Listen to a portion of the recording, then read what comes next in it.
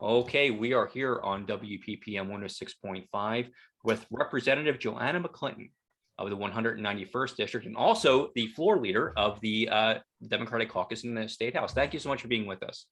So glad to be here. Thank you. And we're very glad to have you at this point in time because voting rights is fundamentally important. And it feels like it's something that's being attacked all over the country, including here in Pennsylvania. So what I'd like to do is, can you tell us just a little bit about the Leroy Irvis Voter Protection Act? Absolutely. So we in Pennsylvania, particularly the House Democratic Caucus, which I'm so humbled to be able to lead this session, we introduced this bill in January just to make sure that we can defend democracy and protect everybody's ability to participate freely in elections and know that the election is a safe, secure process. And what this bill will do when it's enacted, this bill will make voting easier by making sure that we have mail-in ballots as a permanent option here in the Commonwealth of Pennsylvania. It'll also make sure that there are more drop boxes accessible so that people can put their ballots in a drop box that is secure and that is monitored. And it will even allow people who have just relocated to be able to register to vote in the same day. So it'll add a bit of protection and making sure that all of our counties are supported as they administer our local elections. And you know, the drop boxes and the voting, the mail-in balloting is so important and so useful and helps so much. So it's good to hear that that's one of the ways we're moving. So what I'd like to ask you about, you know, we're seeing, I don't know, the opposition to making voting easier. Is this something that you're seeing at this height for the first time, or has this been something consistent in your experience in the State House? What we are saying is that with more and more people deciding to participate and exercise their right to vote, particularly in the 2020 election, we had so many more Pennsylvanians who had never voted, and that is because of vote by mail. We are seeing an attack on our democracy. It is very unfortunate. And as you said in the introduction, it's not only in Pennsylvania. Over 30 bills passed in 20 states last year in 2021 alone to change the voting laws and to make them different, arguably. But I'd say they really made new restrictions in this era.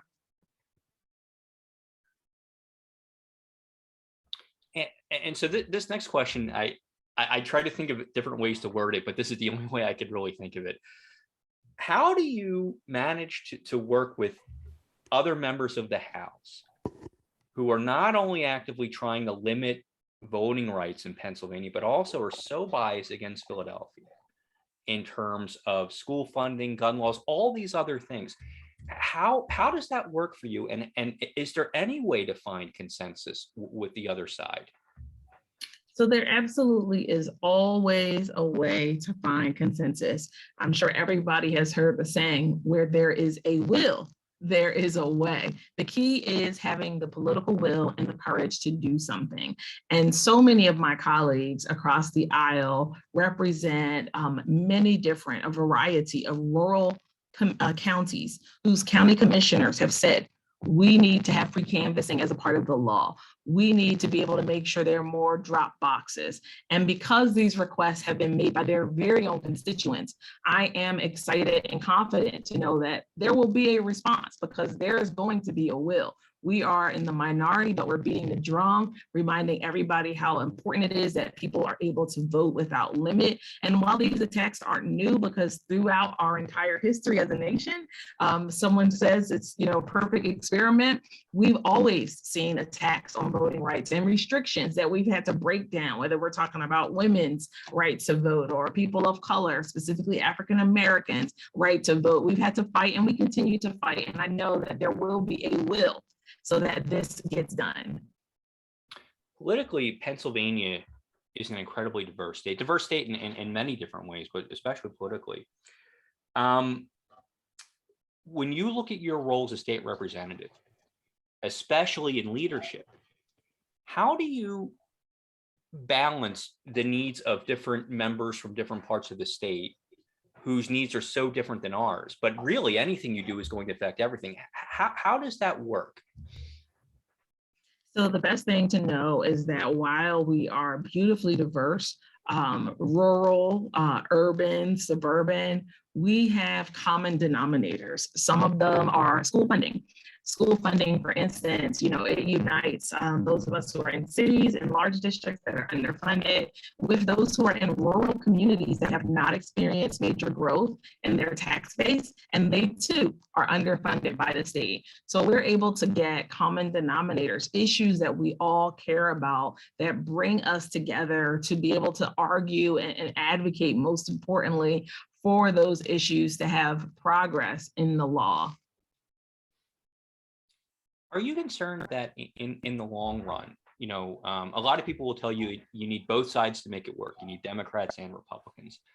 Are you concerned that the moderate element of the Republican Party is fading out, and the only people that you're going to have left to work with are these far right people who are antithetical to anything that Philadelphians would want to see? So one thing that I have experienced in my years in the House, and they are not as plenteous as so many that have served before me, and of course, some that are in the chamber now that have been there, I won't say it, but for my lifetime. But I will say that people have gotten used to, in this term and the term before, instead of building consensus, just not doing anything. Inaction seems to be favored over action.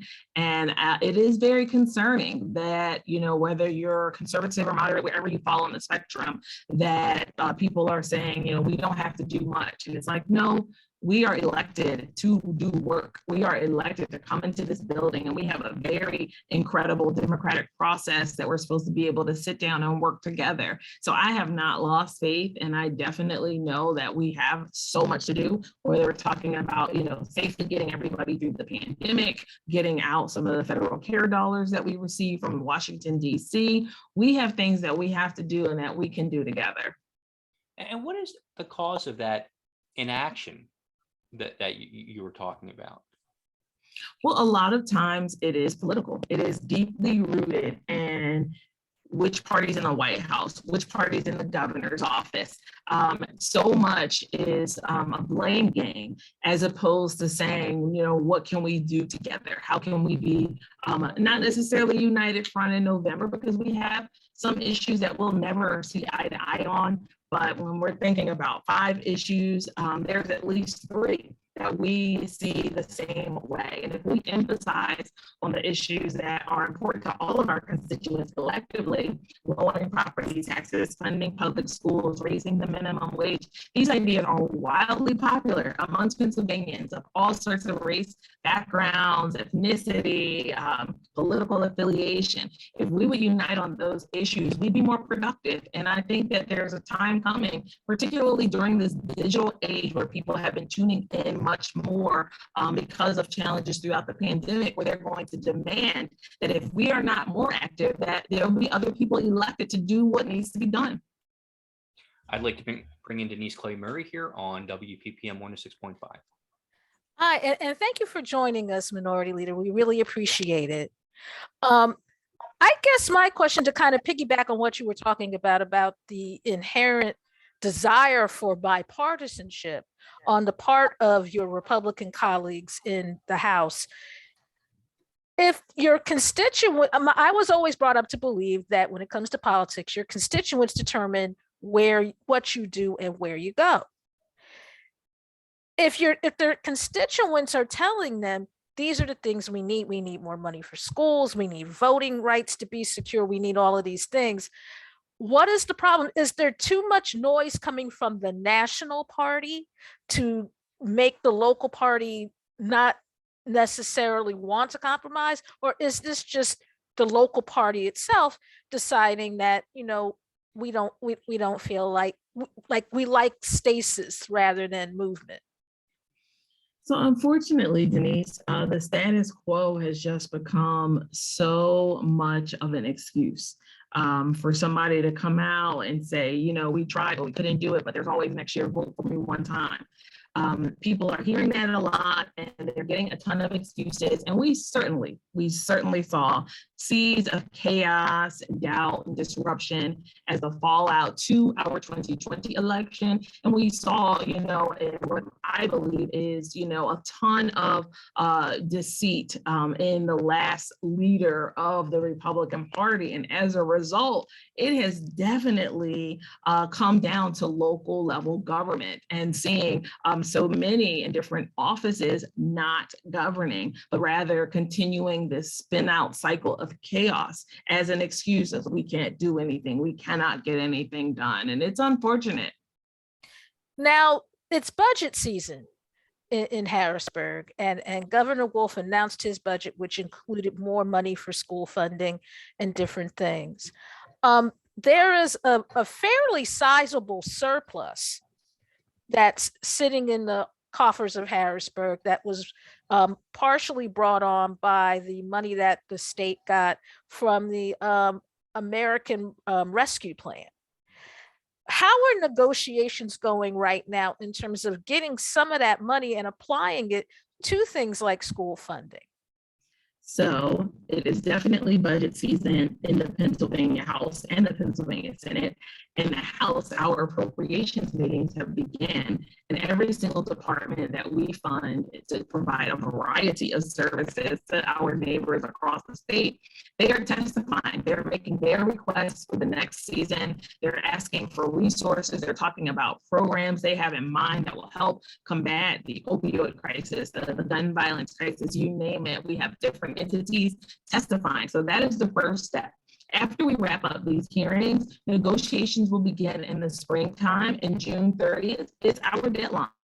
So I anticipate that we will be able to get into that federal funding and into the natural surplus that we have thanks to our governor, Tom Wolf's, financial stewardship. We've got a surplus. And when he started, we were in a structural deficit for year after year after year until the last 3 years. So that being said, we have got to get that funding to the schools, to the districts, because this will in turn lower people's property taxes. It will help them, in their bottom line to know that your child can go to a great school across the street from your house or one school bus ride away, and that when your next tax bill comes, it can be lower because the state has finally done its job. I mean, that's talking about something that will really help advance families all across our Commonwealth.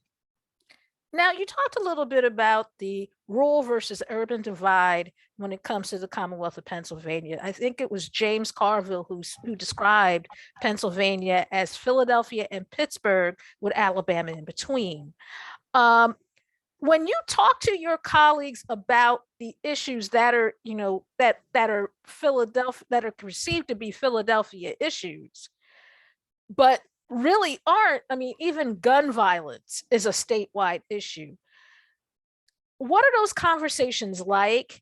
And what have you been able to help them understand better about the city? And in turn, what have they helped you been able to better understand about where there are the rural areas?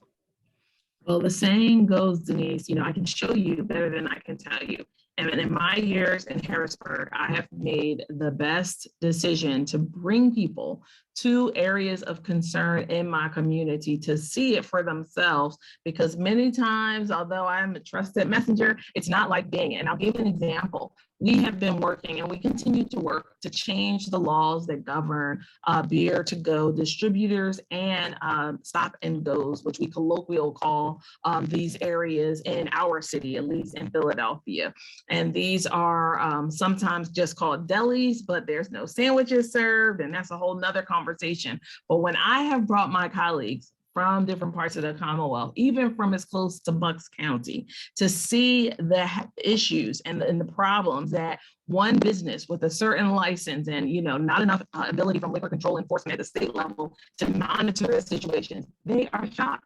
They're like, wow, I never let them have a business like this in my community. I never give this person a license again. And they're able to see things in a different way. And as someone who's been in the city, my entire life, when I get to go to the rural areas in our Commonwealth and get to see how challenging it can be when there's not a ton of infrastructure, when you have to wait on state police to come for a crisis, when you have to drive an hour to a hospital, when the jobs that were, a mile or a few miles down the road, the factories closed. Me coming to areas and seeing that for myself, I'm able to say, okay, I understand and I get it. So we continue to do efforts like that because that's able to sanitize the whole situation.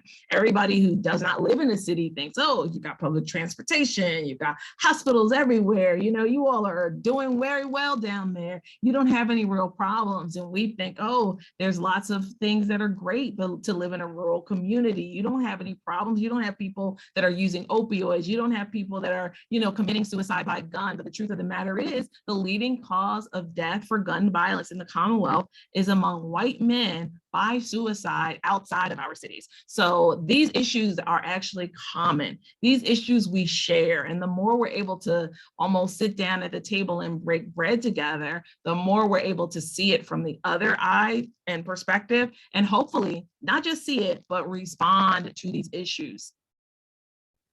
Okay, thank you so much. And Larry, did you have another question? Yeah, I'd like to finish up with just one thing. Usually, we deal with mostly local politicians and local issues. But so that's why it's such a treat to have you with us here today. And I guess the last thing I'd like to ask you, we focus a lot on anti-poverty legislation, things like that. You already have your hands full with the Voter Protection Act and budget season coming up. But is there any other work that you or your colleagues are doing that can help alleviate poverty here in Philadelphia? Absolutely. The fact that we are the poorest big city with some of the most profitable international, multinational corporations located here, it's astonishing. It makes no sense, and it is certainly unacceptable. So when we talk about the fight locally against poverty, what we can do in Harrisburg, the first thing that we absolutely must do is raise the minimum wage. The fact that it's $7.25, and we have grown-ups who are trying to keep a roof over their head, take care of their families, working more than one of these jobs is just unacceptable. We have got to raise the wage. We have to push it all the way up because you cannot afford an apartment in Philly or anywhere, but especially here when we're talking about that low wage. It's a poverty wage. It's a wage that's cyclical, as people say that's the floor. So, oh, I'll pay you $8.50 or I'll pay you $9. But it's like, no, it's still not enough. In addition to raising the wage, we have to expand the child tax credit. We have to make sure that working families have every benefit that's accessible. And I know it's not in the current budget plan, but in the governor's proposal from last year, he was really trying to change the way families are taxed. And the average salary across the whole state is $53,000. So the idea of reducing income tax for people making that type of wage is something that we can also do on the state level to reduce poverty. And then the next thing we have to do is really see what we can do about the instability in our housing market. I don't know how many of you scroll through to see houses in your neighborhood, what the prices are, what the availability is. We're in a crisis. We are literally in a crisis. Families that have, their most horrific thing, like a fire, they, might even have the insurance, but they cannot find a new place to live, or they cannot afford a new place to live. So there's so much work to be done around making sure that we can bring stability for housing, because these things, if we can attack poverty, some of the other issues that are right in our face, people being addicted to opioids, people, choosing violence, like these things would certainly decrease.